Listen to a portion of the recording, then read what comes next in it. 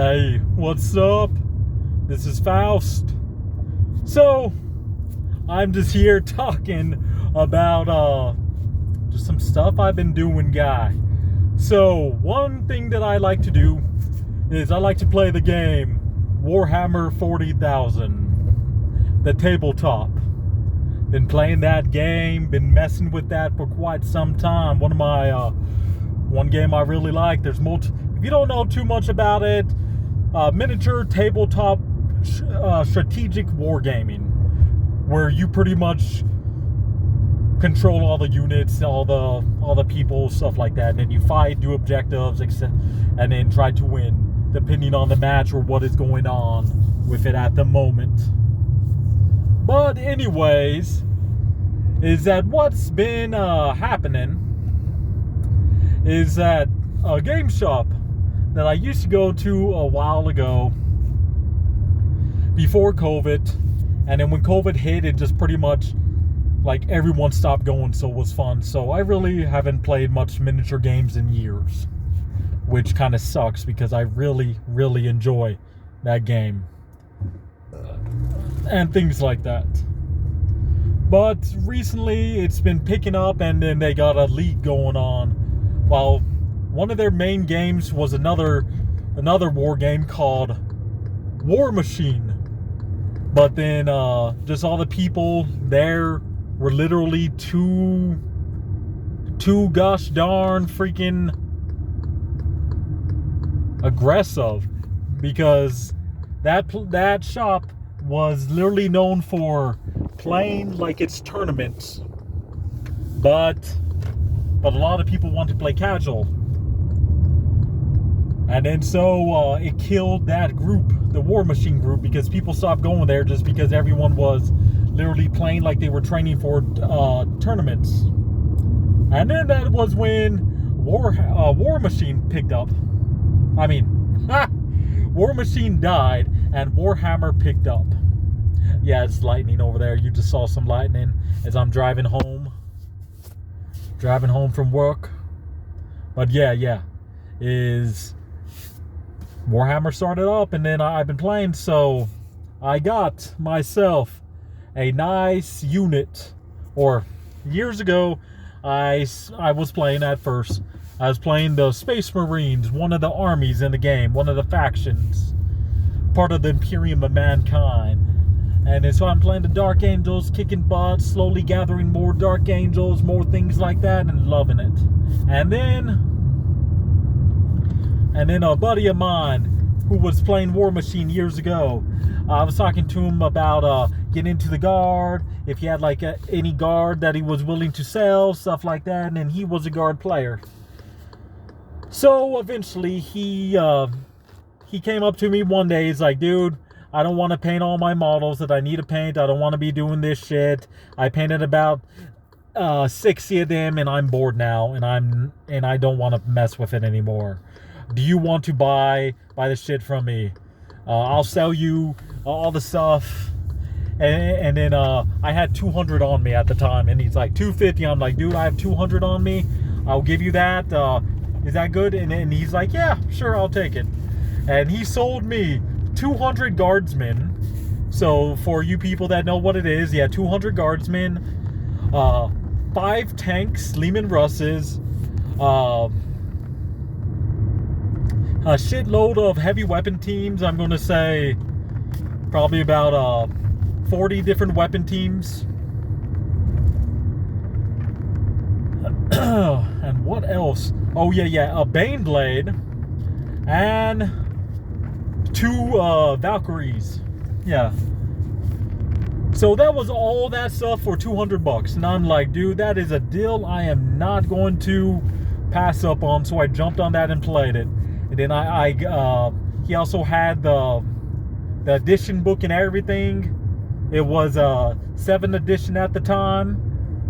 And yeah, so I got that, started playing that, learning about it, and then like a few months later, that's when 8th edition took over, and Guards was one of the first books that came out, so I got the Guard book, and dude, been playing for years and been loving that, been loving the game. And then COVID pretty much killed it for 2 years, And then 9th edition is out. They're probably thinking about 10th edition, maybe coming up. But yeah, dude, I've been loving the Guard. So, but recently, what I've been playing over there at the game shop that I'm messing with is that we're mostly doing 1,000-point lists.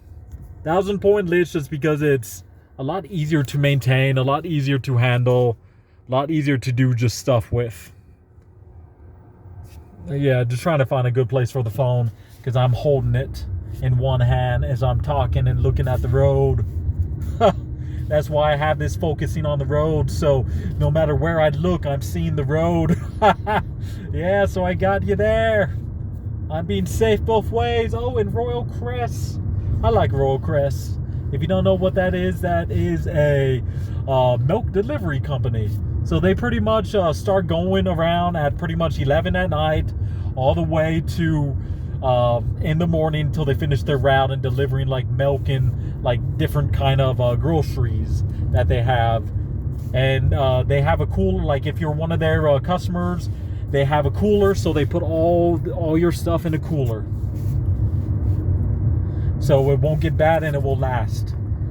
Okay, but back to War Machine or Warhammer 40,000, 40K. Is that 40K is we've been doing 1,000-point lists just because almost everyone there is within a year new. So I'm like, all right, I'll play with these guys. I won't waffle stomp them. I'll play a game, teach them a little bit about techniques, and teach them about how to play against Guard, the Imperial Guard, Astra Militarum.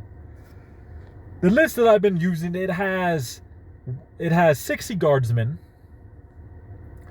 And each one of those guardsmen has the sergeant with a power sword and plasma pistol, one of the guardsmen with a special weapon that is a plasma gun, and with a heavy weapons team attached to them that has a rocket launcher.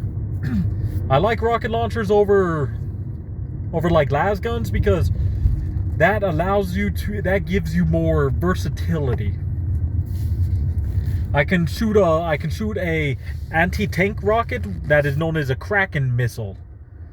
Well, it's not a rocket launcher, it's a missile launcher, but a Kraken missile that is an anti-tank round that deals high damage to tanks or to single units. Or I can turn it into fragmentation missile that deals half damage, the strength is half of the strength of the anti-tank missile, but it deals a group damage so it can hit multiple people at once. And that is a great anti-infantry weapon to use. Okay, so those are my 6 guard squads. They're all exactly the same. I have 2 company commanders, just basic commanders that can give orders to them. Yeah, guardsmen are very weak because their main weapon is called the las gun. It is one of the weakest guns in the game, and everybody jokes about it and calls it flashlights. So you got a whole group of men shooting flashlights at you. Oh, that doesn't hurt. It's just flashlights.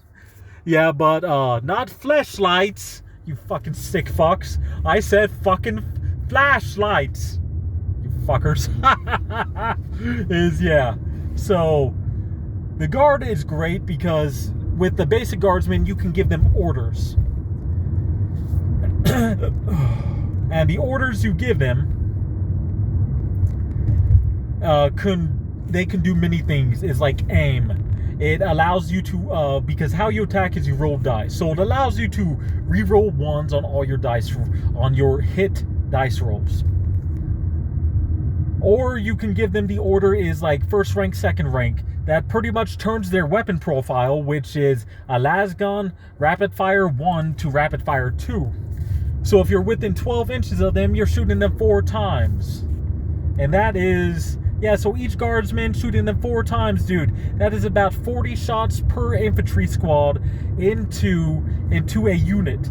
Dude, even if you have tanks, dude, just by the mass amount of numbers of shooting I am shooting at you, you are going to take damage, and you guys are going to get hurt. That's what makes them scary is, the flashlights, they're weak and pathetic alone, but when you get about 60 of them or 100 of them all focusing at the same target, shooting, each one shooting 4 times a pop, dude. That is a lot of dice. That is a lot of damage. And you can freaking, you can pop some shit. It's surprising. Is people are just like, oh shit, I didn't think guardsmen were that strong. It's like, yeah, they are with orders. Alright, and then what else is in my unit is that I have 2 astropaths. I have one. I have one astropath, actually both of them with the gaze of the Emperor. I think that's what it's called.